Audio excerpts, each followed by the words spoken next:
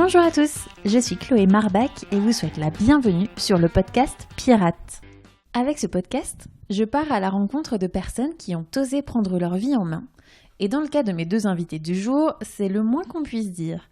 Ben et Georges sont amis depuis plusieurs années, l'un urbaniste et l'autre travaillant dans l'audiovisuel. Un jour, ils ont décidé de plaquer leur emploi respectif et de se lancer dans l'entrepreneuriat, mais avec deux challenges majeurs à relever. Le premier, leur souhait de partir à l'aventure à l'étranger. Et pour le coup, c'est à 12 000 km de Paris qu'ils se sont installés. Et le second, c'était de se lancer dans un secteur totalement méconnu pour eux deux. Le résultat ? Un restaurant français qui s'appelle Los Canayas, à l'image des deux canailles qu'ils sont, et qui a ouvert il y a quelques mois à Santiago du Chili. Mais pour en arriver là, Ben et Georges nous racontent les étapes qu'ils ont traversées, de la rencontre au déclic, puis au passage à l'action et enfin à l'ouverture du restaurant. Et il y en a eu des pivots successifs, entre le choix du pays, de la Nouvelle-Zélande à l'Argentine, pour finir au Chili, au changement littéral de concept, qui a commencé par une idée folle de télé-réalité, pour ensuite se tourner vers un restaurant en libre service uniquement ouvert le midi, pour finalement aboutir sur un restaurant-bar français ouvert du matin au soir, avec pas mal d'employés. Vous entendrez des bruits de tasses, d'oiseaux, parfois de voitures aussi, car on a réalisé cet épisode dans le patio de leur restaurant. Alors vous voyagerez un peu avec nous jusqu'à Santiago. Bonne écoute! Bonjour à tous les deux et merci beaucoup de m'accueillir dans le patio de votre restaurant Los Canayas. Nous sommes ici à Santiago, ville où vous avez tous deux décidé de vous lancer. Mais avant d'en parler plus en détail, pourriez-vous vous présenter en quelques mots? Ben, de son vrai prénom Thomas, 28 ans et à Santiago depuis avril 2018. Georges, également 28 ans, à Santiago depuis le 23 avril 2018. Et justement, est-ce que vous pourriez nous raconter comment est-ce que vous êtes rencontrés ? Écoute, la rencontre, ça fait à peu près 8 ans qu'on se connaît par des amis, par un ami en commun qui se trouve être un de mes très très bons amis qui était dans la même fac que Thomas. Et on s'est rencontrés par un groupe d'amis qui faisait beaucoup la fête. Et quand on avait 20 ans, on sortait pas mal à Paris. Et de ce groupe d'amis, voilà, petit à petit, on s'est côtoyés au début sans forcément trop s'apprécier. Et puis, bah oui. Bon, si, quand même. Non, toi-même tu l'as reconnu.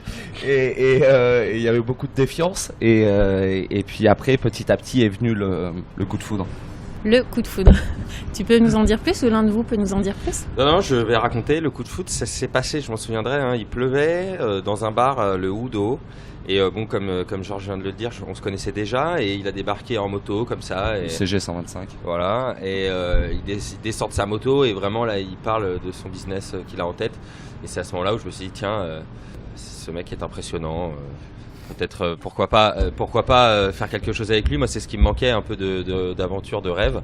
Et c'est savoir que le business initial, c'était de vendre des télé-réalités françaises sur le marché de l'Afrique subsaharienne, franco-française. Ce qui m'a tout de suite convaincu. Donc on était.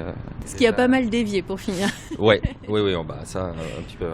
Après. Juste pour préciser un petit peu vos parcours scolaires. Écoute, moi j'ai fait une licence d'histoire. Donc pendant 3 ans et ensuite je me suis orienté vers un master d'urbanisme et je suis urbaniste. Je suis urbaniste. Et moi j'ai fait une école de commerce à Rouen, un master en école, et puis après j'ai fait une spécialisation à la Sorbonne dans un master d'audiovisuel. Ok, très bien. Comme vous le savez, ce podcast s'appelle Pirate. Et l'objectif, c'est de mettre en lumière des personnes qui ont osé prendre une décision à contre-courant, un peu folle de prime abord, ou qui sont lancées à l'aventure. Dans votre cas, c'est un peu tout ça. Puisque un jour, vous avez non seulement décidé de vous lancer dans l'entrepreneuriat, mais en plus de le faire dans un secteur d'activité inconnu pour vous, et en plus de le faire à 12 000 km de Paris, là où vous habitiez à l'époque. Est-ce que vous pourriez nous raconter comment s'est passé le moment où vous en êtes arrivé à cette décision ? Là encore, c'est un moment très précis, très clair. On travaillait tous les deux de notre côté et on déjeunait ensemble à midi. Et rue Montorgueil, c'est arrivé sur la table de pourquoi pas partir pour faire autre chose. Étant donné que ça se passait, je parle en mon nom, pas forcément super bien dans nos boulots respectifs. Tout ça était parti d'une blague, la blague étant de partir et faire autre chose. Ensuite, ça s'est matérialisé ensuite, mais tout ça partait d'une petite blague. Et quand tu dis partir, c'est partir à l'étranger ou partir du travail ? Et je pense que partir à l'étranger incluait de partir quitter le boulot, quoi. D'accord, donc c'est vraiment dans l'idée de partir de France. Ouais, je pense que c'est Georges même qui a émis l'idée de partir.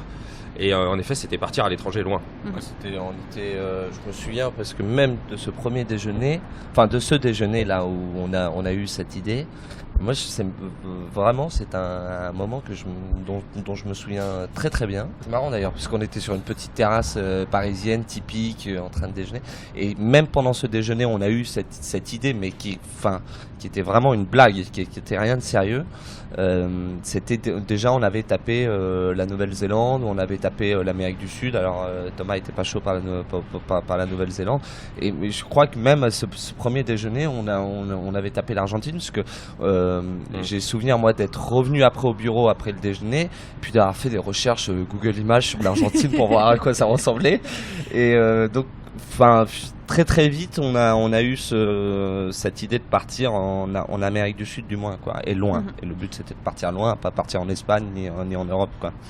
D'accord. Et même dans des pays que vous connaissiez absolument pas. C'était ça le Je truc. pense que c'était ça l'idée, c'était de partir de là où dans un endroit qu'on connaissait pas ni l'un ni l'autre. D'accord. Ouais. Et est-ce qu'il y a eu dans vos vies des éléments qui étaient un peu des leviers ou des éléments déclencheurs, tu vois, ou qui vous ont poussé à créer tout ça? Toi, tu disais, Ben, il y avait le côté où dans ton travail, ça se passait pas super bien. Ouais.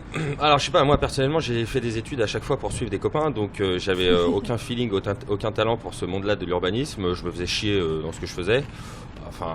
Je pense que le déclic pour partir et faire autre chose, il sera arrivé un jour ou l'autre. Et là, il est arrivé à ce moment-là, comme il aurait pu arriver après. Un peu grâce à Georges, du coup.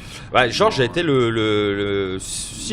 Moi, en fait, c'est-à-dire que j'ai été dans une boîte de production de cinéma à Paris et j'avais des boss, dont un notamment qui était infernal avec moi.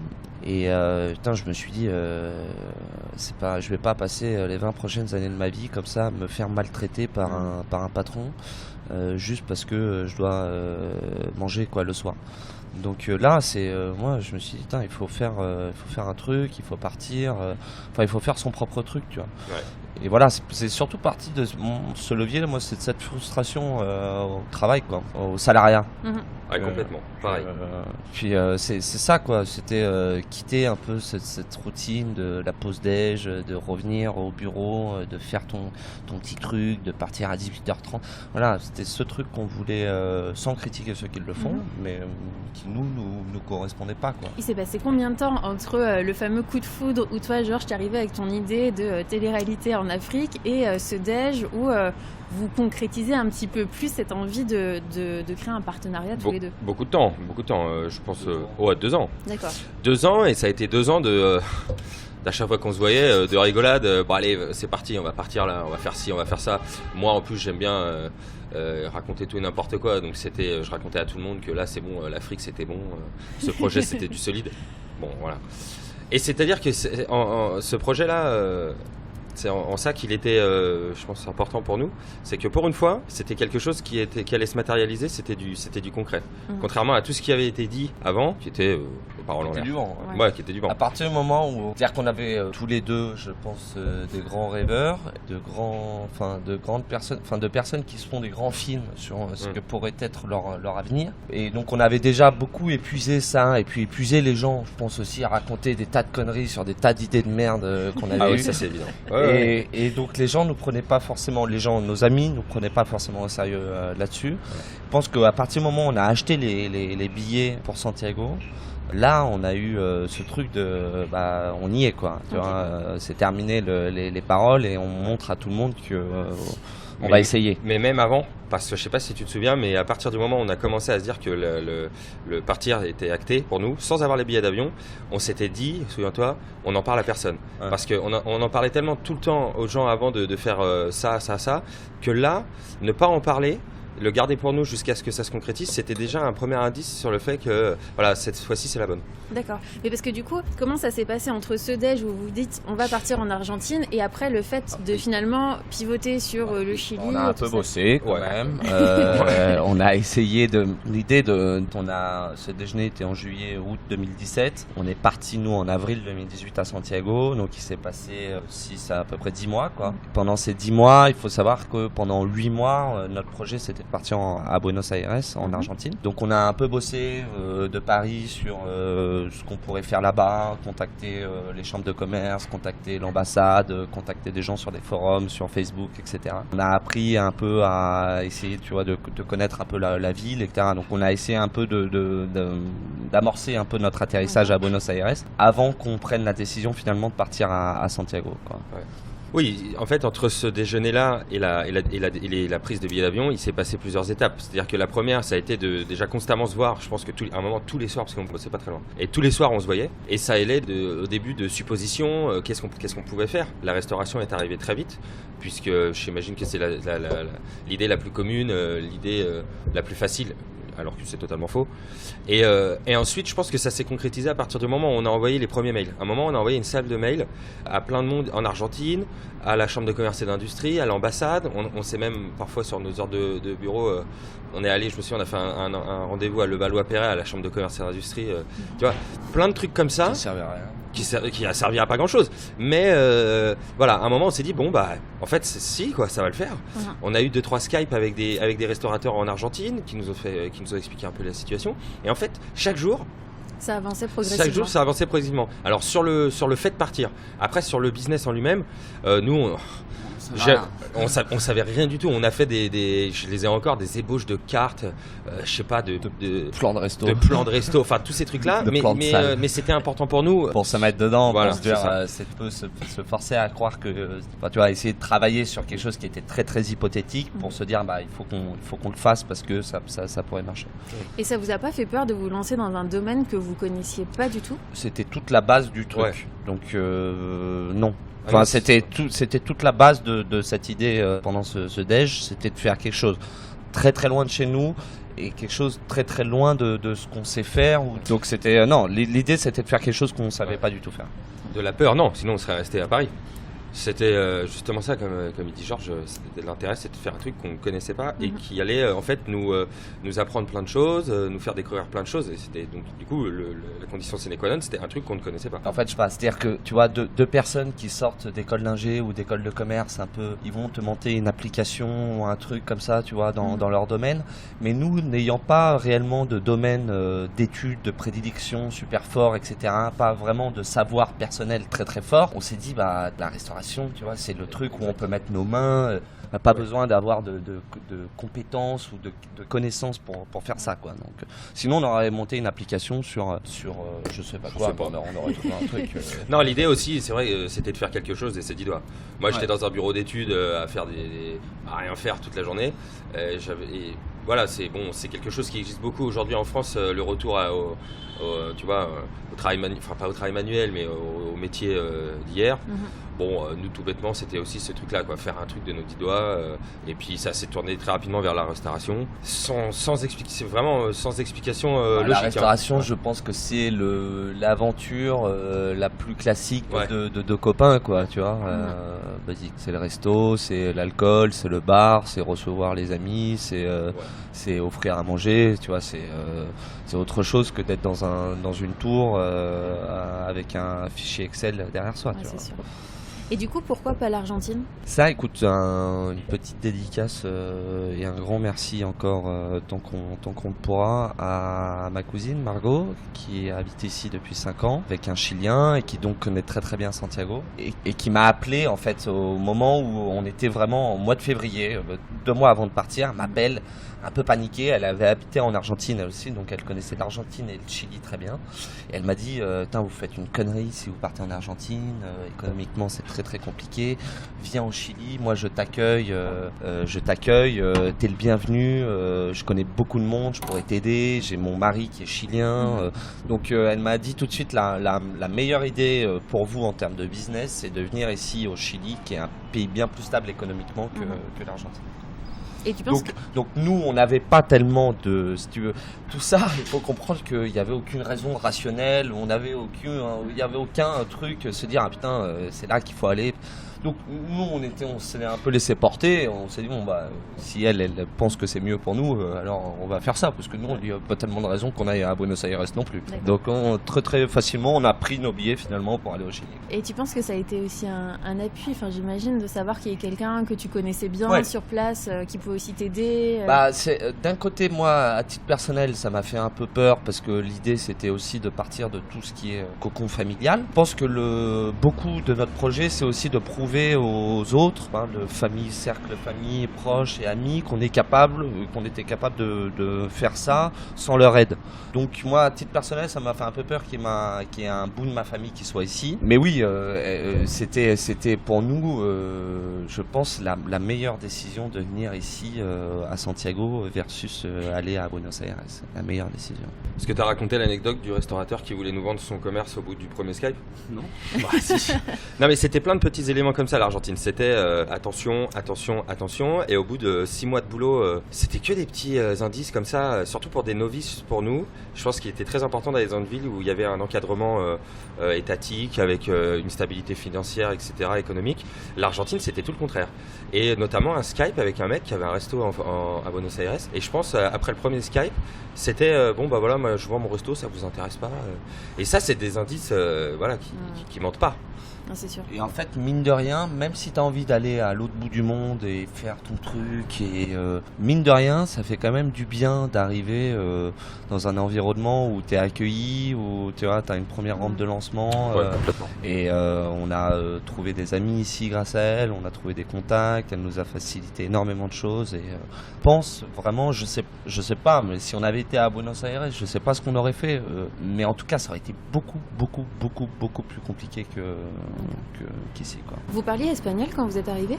Un petit peu, moi. Non, moi j'avais fait espagnol au lycée et je pensais que ça allait suffire, et en fait pas du tout. Autant on avait essayé d'anticiper plein de trucs, autant la langue, absolument pas, enfin en tout cas pour moi. Et je me suis dit, oh, ça passera, et arrivé ici, en fait c'est pas passé, quoi.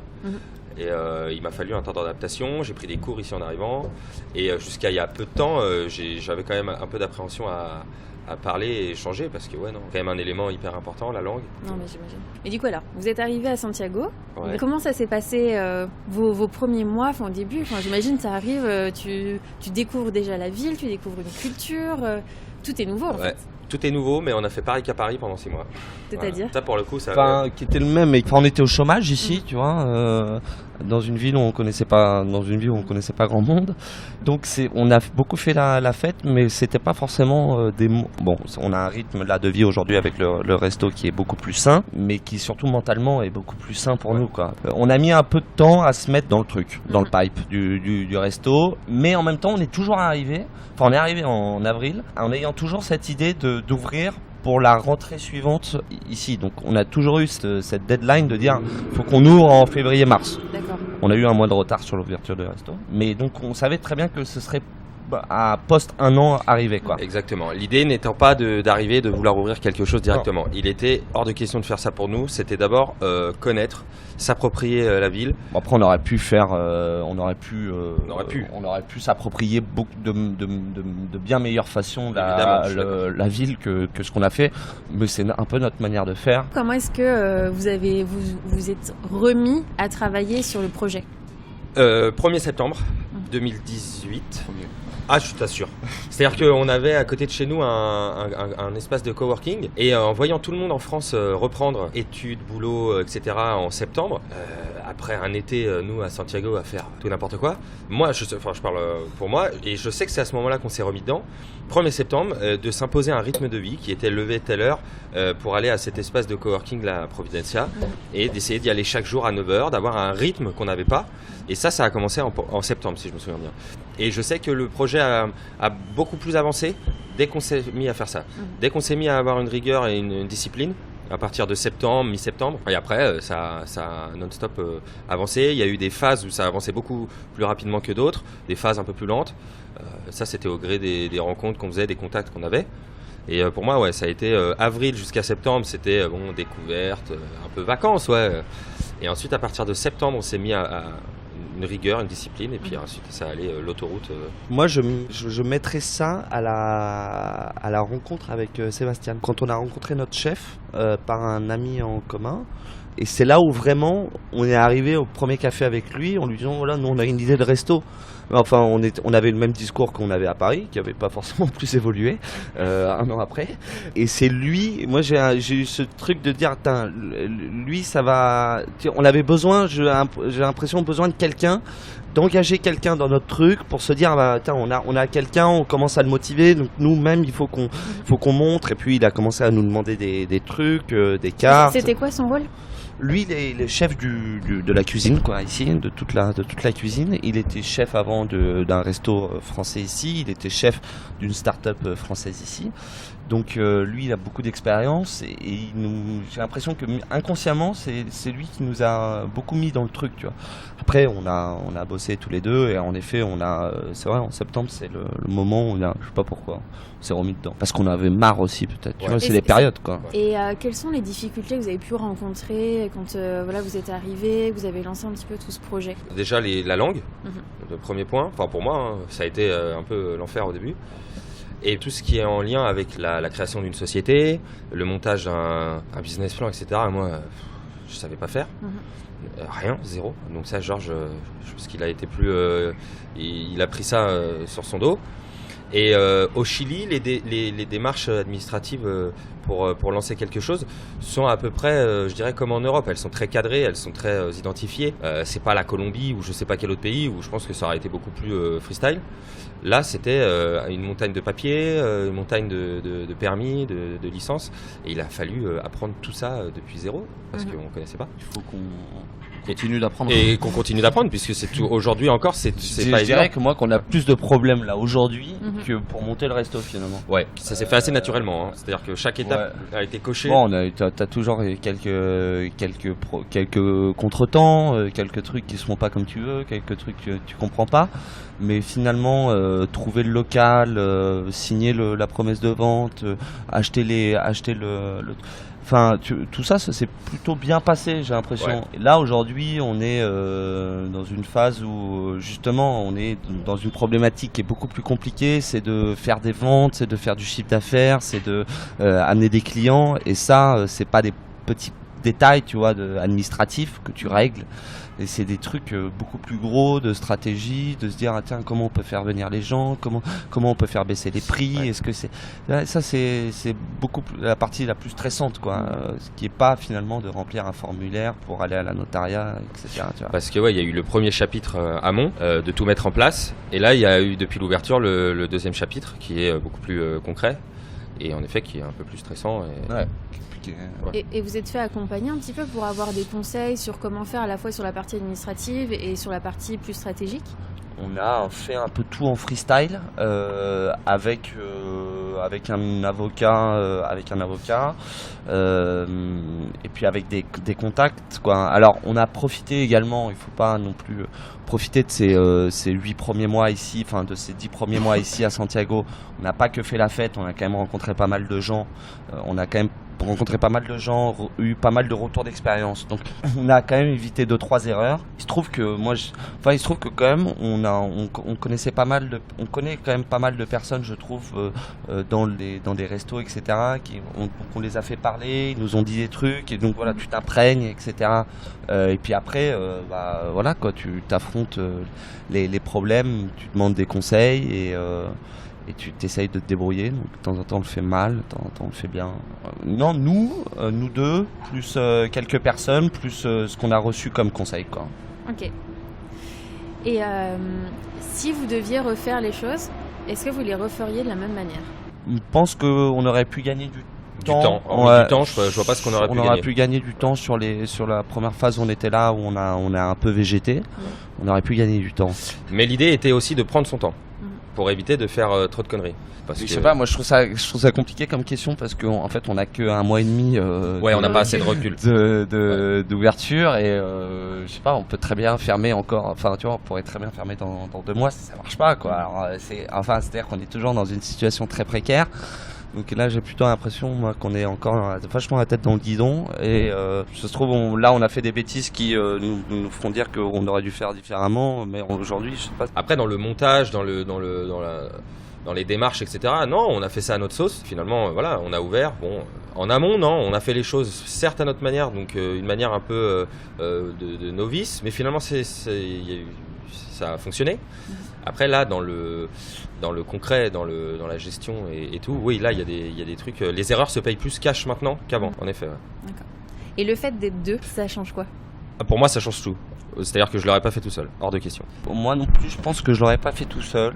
Parce qu'on s'est rencontrés à un moment de ce déjeuner, c'est que c'est deux personnes seules qui veulent faire quelque chose, mais qui ont besoin de quelqu'un. Parce que seul tu le fais pas.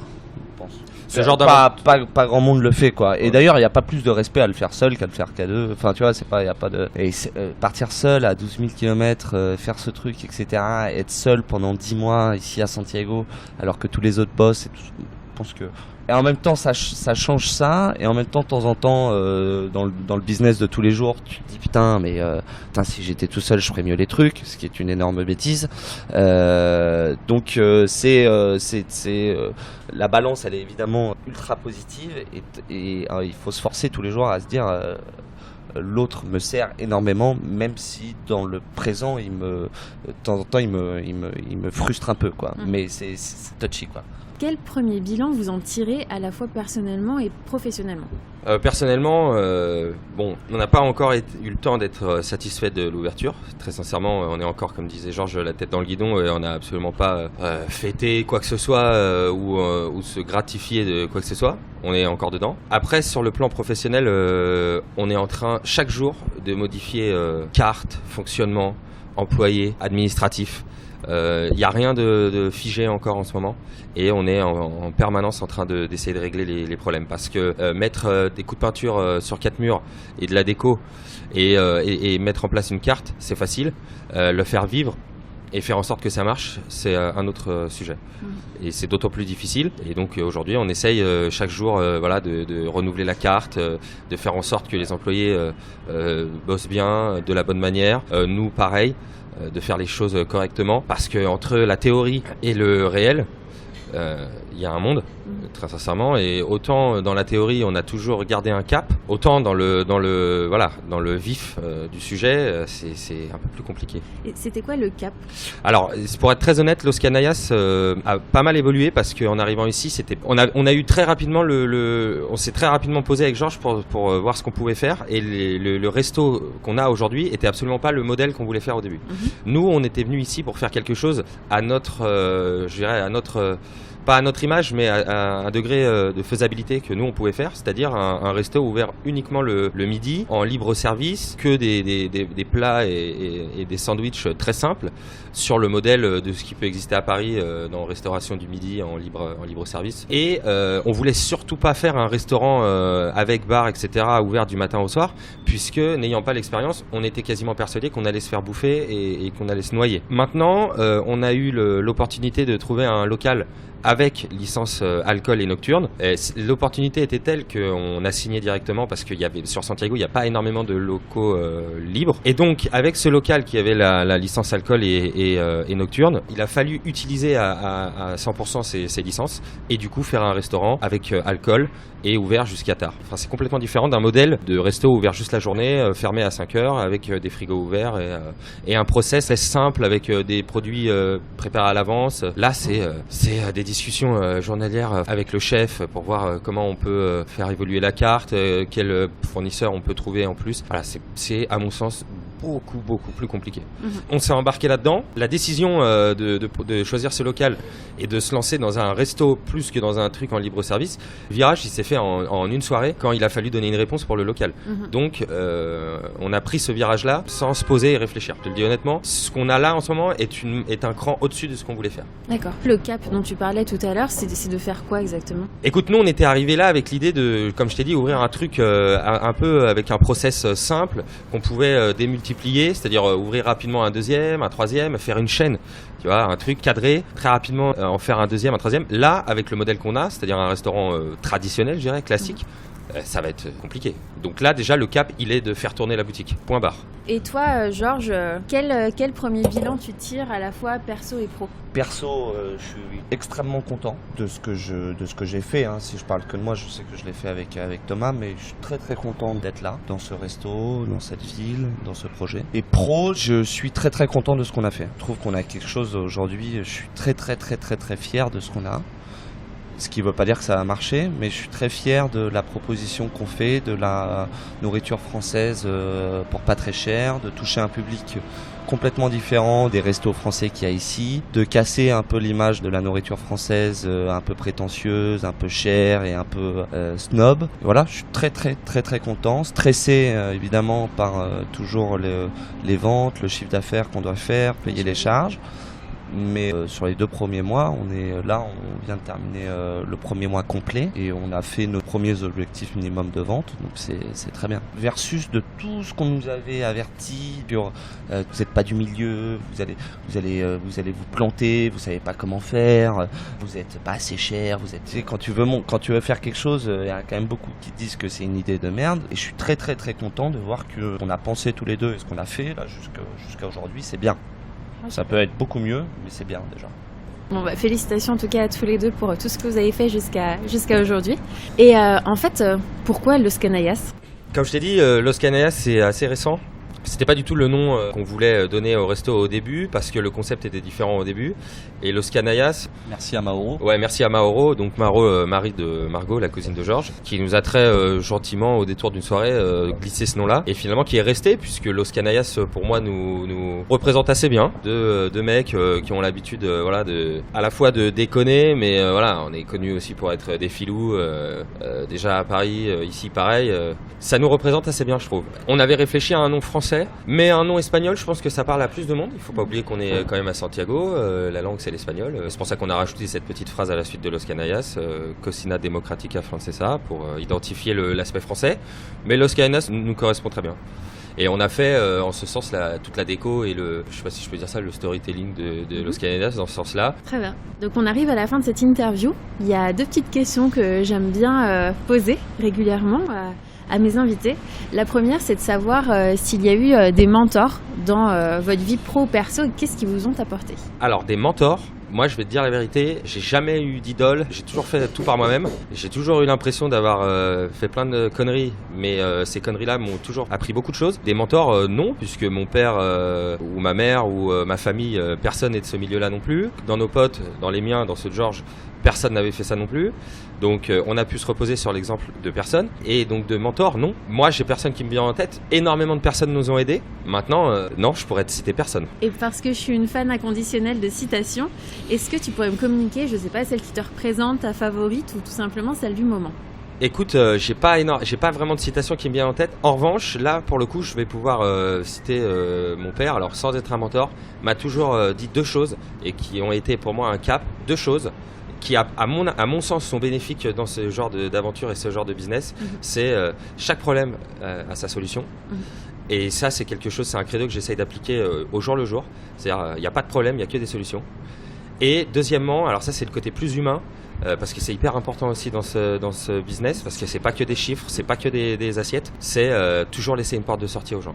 Quand ça se passe mal, c'est ça, c'est toujours laisser une porte de sortie, jamais se braquer, jamais rien n'est figé. Moi, je sais qu'il m'a toujours répété ça. Quand ça se passe mal, quand il y a une embrouille, quand il y a quelque chose comme ça, jamais faire le fier, jamais, toujours laisser une porte de sortie. Ces 2 phrases qui rythment un peu moi mon état d'esprit tous les jours, c'est pas de problème, que des solutions et toujours laisser une porte de sortie aux gens. Super, merci beaucoup. Voilà. Je t'en prie, merci. Toi, Georges, sur la partie mentor, est-ce que tu en as eu dans ta vie ? Quand je bossais à Paris dans ma boîte de prod, j'avais mon producteur qui était un producteur de la boîte, qui était mon boss et qui m'a pas mal inspiré sur l'entrepreneuriat et ce que c'est de s'impliquer dans son projet professionnel. Et c'est quelqu'un qui avait une détermination et une envie à chaque fois de faire mieux, une exigence de son business et de ses employés qui m'a vraiment fait prendre conscience que pour arriver à quelque chose de bien, peu importe le domaine. Il faut être présent tout le temps, il faut tout le temps être au charbon et être toujours plus exigeant avec soi-même. Lui m'a beaucoup appris ça. Et puis après, moi je fonctionne plutôt à l'inverse. C'est je sais ce que je veux pas. Donc j'ai pas tellement de mentors. C'est je sais que je ne veux pas ça. Donc je fais l'inverse de ce que je ne veux pas.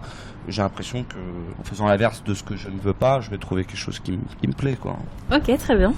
Et enfin, comme je disais, j'adore les citations. Ouais. Du coup, je serais curieuse de savoir quelle est ta citation à toi. Alors écoute, moi j'ai une citation que j'ai revue passer dans le mail d'un ami il n'y a pas si longtemps que ça, qui est une citation de Georges Bernanos, qui est un écrivain de la littérature française, et qui dit, et je trouve que c'est très fort pour nous, et qui dit: quand la jeunesse se refroidit, le reste du monde claque des dents. Et c'est ça, c'est nous la jeunesse, et nous devons porter haut et fort ce qu'on croit pour nous, sans idée politique, sans rien que ce soit, mais d'être toujours actif dans sa tête et actif dans le monde, parce que c'est nous qui allons faire de belles choses.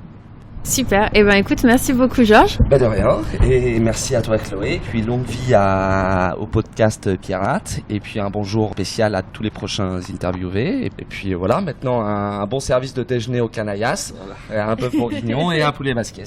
À bientôt. Merci, ciao. Ciao.